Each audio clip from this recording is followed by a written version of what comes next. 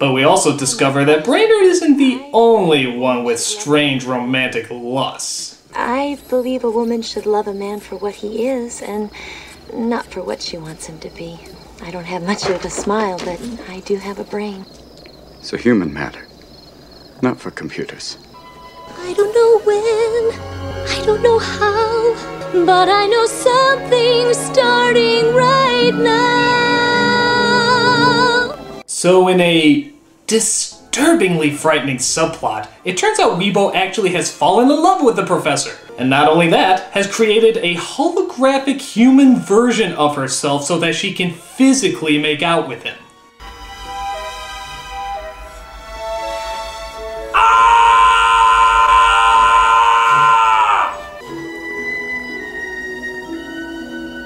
Okay, this is fucked up right here. This is like something out of a psychological sci-fi thriller, not a Robin Williams Disney film.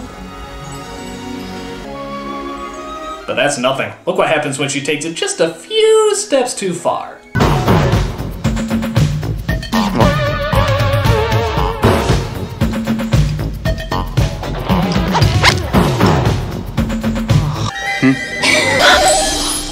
Got it. The cybersex will have to wait as he comes up with his next big, ingenious use for the Flubber invention. Basketball. That's right, instead of selling his invention to some business or scientific research lab, getting the money to save the college, he tests the effects of Flubber on basketball. Why aren't you committed? Gee, I wonder if it's going to bounce around, break stuff, and result in someone getting hit. Like fucking clockwork. Why don't they just call this movie Shit Bounces and Nobody Laughs? So he gives Flubber padded shoes to the loser team to try to make them play a lot better. Look, they're all wearing glasses, so they must be part of the losers because they're all wearing glasses. Losers, glasses, loser, glasses. They are one and the same.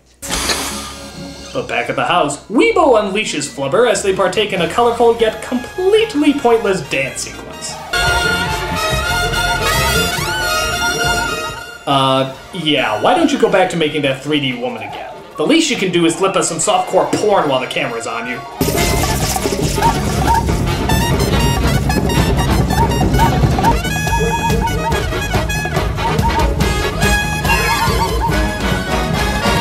God, this is boring.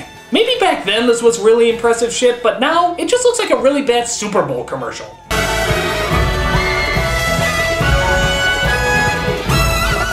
And like I said, there's no point. This doesn't benefit the story in any way possible.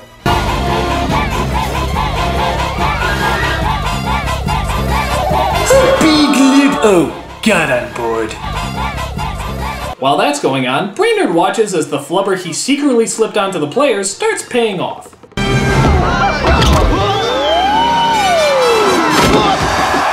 You know, they have a word for this in basketball. I believe it's called, cheating.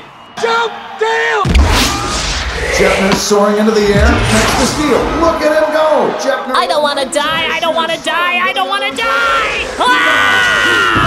And Medfield upsets Rutland. And Dale is dead, everybody! Dale is dead! This game is officially dedicated to Dale, who sacrificed his body literally headfirst to score the winning point. Dale is dead! After the game, Brainerd still tries to win Sarah back, but thankfully she still has a fucking brain and decides to leave him in the dust.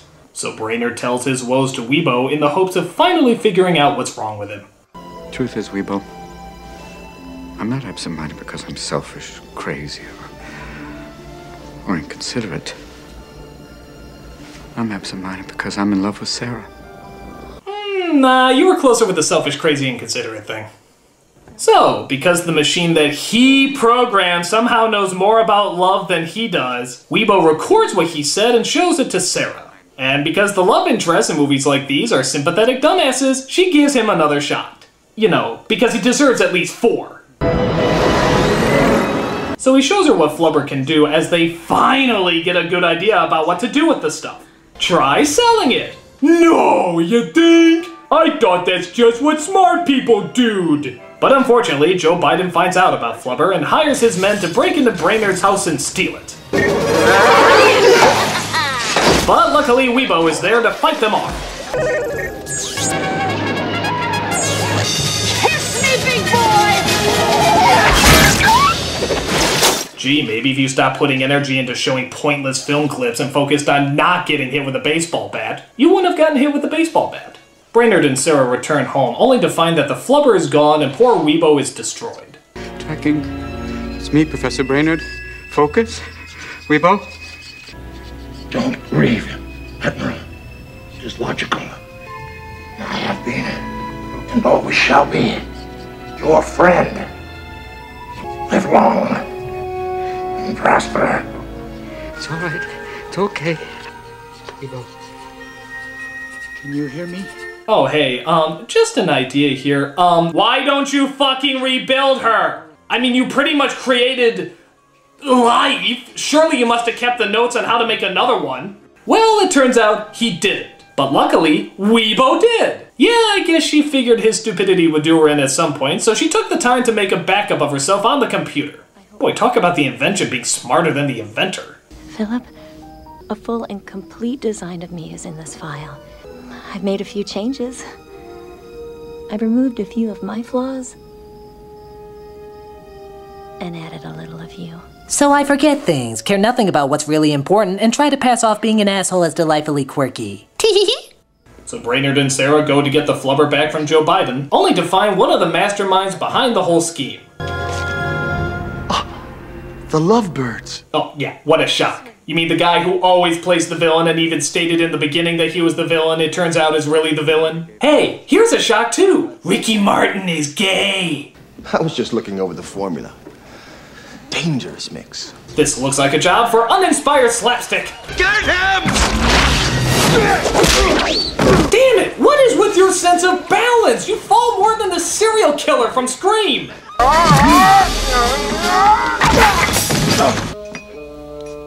Look out! Ashtray! This is a big fucking deal.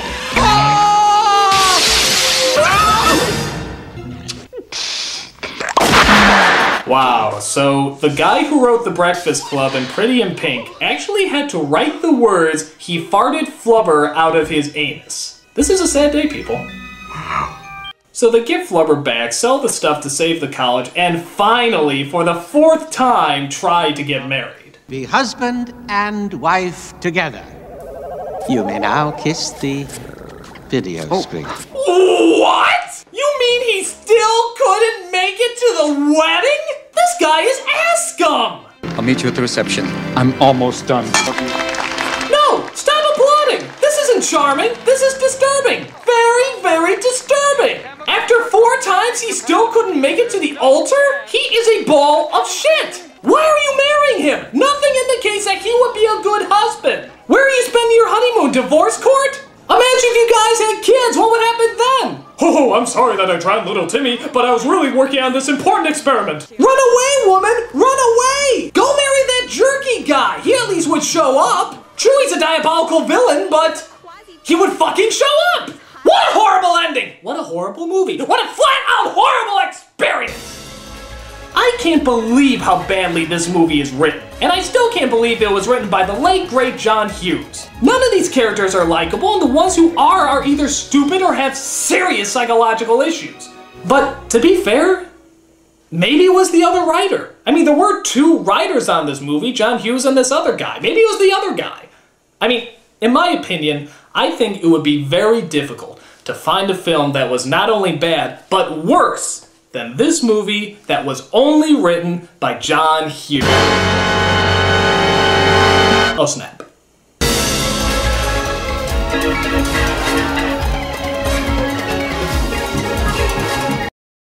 I'm here this weekend to steal your fiancée and make her my wife.